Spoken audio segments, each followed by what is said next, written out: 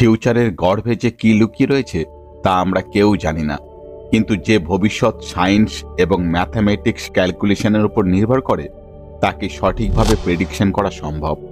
বর্তমানে এমন কিছু ঘটনা ঘটছে যার ইম্প্যাক্ট ভবিষ্যতে লক্ষ্য করা যাবে। যেমন এখন আমরা এমন এক পিরামিড বানাচ্ছি যেটি 1100 বছর পর সম্পূর্ণ তৈরি হয়ে যাবে। শনি গ্রহের রিং গায়েব হয়ে যাবে, আর ঠিক এমন রিং ভবিষ্যতে মঙ্গল গ্রহ পাবে।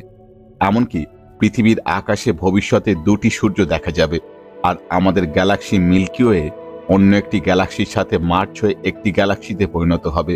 বন্ধুরা, এই সবকিছু ঘটনা যা ভবিষ্যতে ঘটতে চলেছে, যাদেরকে আমি আপনি কেউ না দেখতে পেলেও কিন্তু আজ এখনই ভবিষ্যতে ঘটা এই ঘটনাগুলিকে ভিডিওর মাধ্যমে আপনাদেরকে দেখাবো। হ্যালো বন্ধুরা, welcome back to our channel mysterious episode Bangla. ভবিষ্যতে শুরু করব জার্মানি থেকে।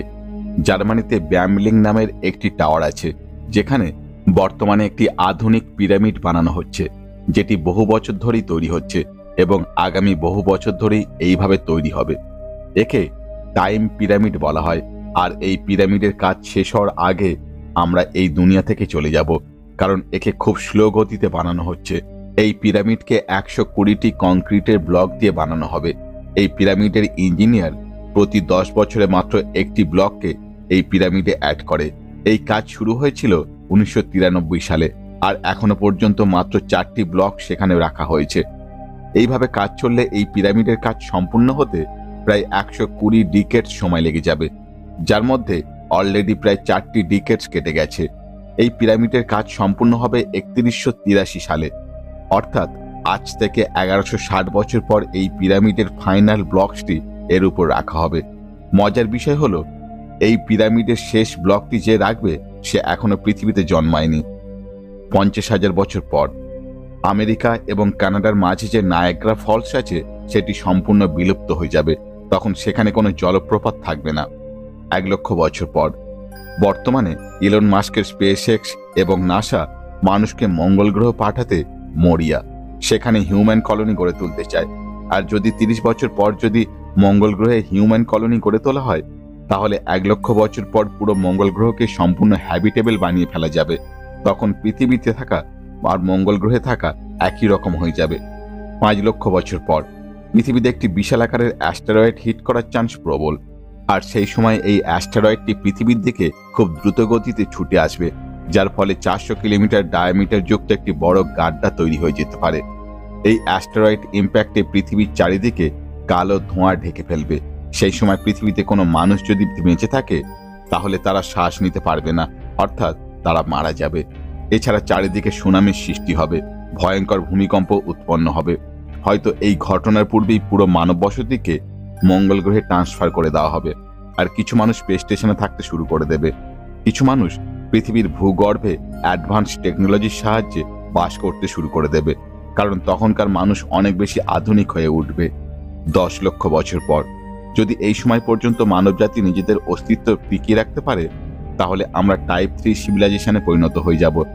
বর্তমানে আমরা টাইপ 1 সিভিলাইজেশনের থেকেও নিচে রয়েছি। যদি আমরা এই সময় পর্যন্ত পৃথিবী এবং মঙ্গল গ্রহে বেঁচে যাই, তাহলে এই সময় আমরা ব্রহ্মাণ্ডের সবচেয়ে অ্যাডভান্স সভ্যতায় পরিণত হয়ে যাব।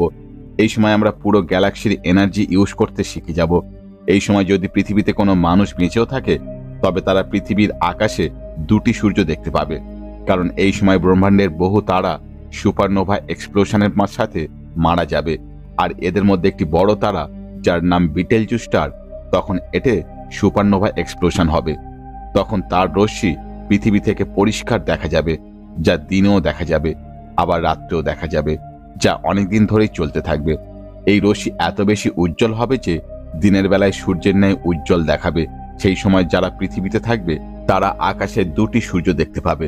মনে হবে যেন পৃথিবীতে একটি নয় 2টি সানরাইজ হচ্ছে।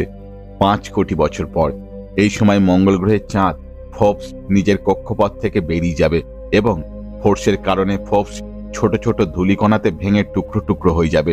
এরপর মঙ্গল গ্রহের মধ্যাকর্ষণ শক্তির প্রভাবে মঙ্গল গ্রহের চারিদিকে শনি গ্রহের ন্যায় একটি রিং এর ফরমেশন করবে, আর এই রিং মঙ্গল গ্রহের চারিদিকে ঘুরতে শুরু করবে, যার পর ঠিক এই রকম মার্সের চারিদিকে একটি রিং এর ফরমেশন হবে। ঠিক শনি গ্রহের রিংয়ের ন্যায় দেখাবে। অপরদিকে শনি গ্রহের এই রিং আগামী 10 কোটি বছরের মধ্যে গায়েব হয়ে যাবে, যা সায়েন্টিস্টরা অলরেডি অফিসিয়ালি ডিক্লেয়ার করে দিয়েছে। সেই সময় শনি গ্রহ ঠিক এই রকম দেখাবে। স্যাটার্ন রিং সর্বপ্রথম গ্যালিলিও গ্যালিলি সাল 1610-এ ডিসকভার করেছিলেন, আর তখন থেকে এখনো পর্যন্ত বহু বিজ্ঞানী শনি গ্রহের এই রিং এর ওপর বহু রিসার্চ এবং স্টাডি করেছেন। আর এই রিসার্চ থেকে জানা গেছে শনির রিং সিস্টেমে ক্ষুদ্র থেকে ক্ষুদ্রতম কণা থেকে বিশাল আকারের পাথরের টুকরো ঘুরে বেড়াচ্ছে। ভয়েজার 1 স্পেসক্রাফটের করা রিসার্চ থেকে জানা গেছে স্যাটার্নের গ্র্যাভিটি এবং এর ম্যাগনেটিক ফিল্ড এই রিংকে শনি গ্রহের দিকে অ্যাট্রাক্ট করছে, আর ধীরে ধীরে রিংয়ে থাকা রক্স পার্টিকেল শনি গ্রহে মিশে যাচ্ছে। আর এখান থেকে সায়েন্টিস্টরা জানতে পারে এইভাবে রিংয়ের পার্টিকেল শনি গ্রহে মিশতে থাকলে তাহলে আগামী 100 মিলিয়ন বছরের মধ্যে স্যাটার্ন রিংয়ের অস্তিত্ব আর থাকবে না। 25 কোটি বছর পর, আজ থেকে 18 কোটি থেকে 29 কোটি বছর পূর্বে পৃথিবীতে একটি প্যানজিয়া নামের সুপার কন্টিনেন্ট ছিল, কিন্তু সময়ের সাথে সেই প্যানজিয়া সুপার কন্টিনেন্ট ভেঙে বর্তমানে 7টি মহাদেশে বিভক্ত হয়ে গেছে। কিন্তু আজ থেকে 25 কোটি বছর পর যেহেতু পৃথিবীর টেকটনিক প্লেট মুভ করে, তাই জন্য পুনরায় পৃথিবীর সকল কন্টিনেন্টস একসাথে জুড়ে যাবে, যাকে সায়েন্টিস্টরা প্যানজিয়া আল্টিমা নাম দিয়েছে। আর সেই সময় এটা ঠিক এই রকম দেখতে হবে, আর এটি আগামী 50 কোটি বছর পর্যন্ত একইভাবে থাকবে। 50 কোটি বছর পর এই সময় চাঁদ আমাদের থেকে অনেক দূরে চলে যাবে। বর্তমানে চাঁদ পৃথিবী থেকে প্রতি বছর 1 সেন্টিমিটার করে দূরে সরে যাচ্ছে, যার মানে প্রতি বছর চাঁদ এবং পৃথিবীর ডিস্টেন্স বাড়ছে। আর এইভাবে 50 কোটি বছর পর চাঁদ পৃথিবী থেকে এত দূরে চলে যাবে যে তখন মানুষ টোটাল সোলার এক্লিপসের মতন কোনো ঘটনাই আর দেখতে পাবে না। এই সময় দুনিয়ার প্রায় সবকিছু চেঞ্জ হয়ে যাবে, আর এই দীর্ঘ সময়ে না জানি কত স্পিসিস জন্মাবে, আবার কত বিলুপ্ত হয়ে যাবে। কিন্তু আসল খেলা এরপর শুরু হবে, অর্থাৎ আজ থেকে 4.5 বিলিয়ন বছর পর, যখন আমাদের মিল্কি ওয়ে এবং অ্যান্ড্রোমেডা গ্যালাক্সি একে অপরের সাথে কোলাইড হয়ে যাবে। বর্তমানে অ্যান্ড্রোমেডা গ্যালাক্সি আমাদের থেকে 25 লক্ষ লাইট ইয়ার্স দূরে রয়েছে।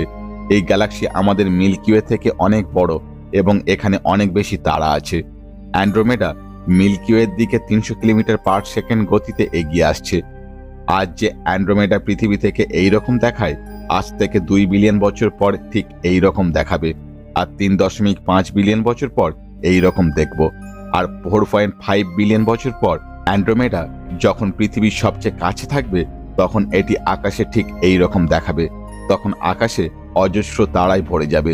বর্তমানে আমরা আকাশে যত তারা দেখি, তখন তার থেকে অনেক গুণ বেশি তারা দেখাবে, কারণ তখন অ্যান্ড্রোমেডা মিল্কি ওয়ের সাথে কোলাইড করবে, যার ফলে অ্যান্ড্রোমেডাতে থাকা সকল তারা আমরা পৃথিবীর আকাশ থেকেই দেখতে পাবো।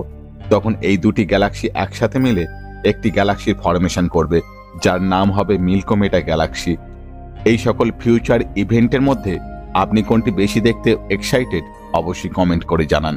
ভিডিও ভালো লাগলে একটা লাইক, বন্ধুদের মধ্যে শেয়ার, আর এই ধরনের ইনফরমেটিভ ভিডিও পেতে চ্যানেলটি সাবস্ক্রাইব করে পাশে থাকা বেল আইকনটি প্রেস করে অল করে দিন।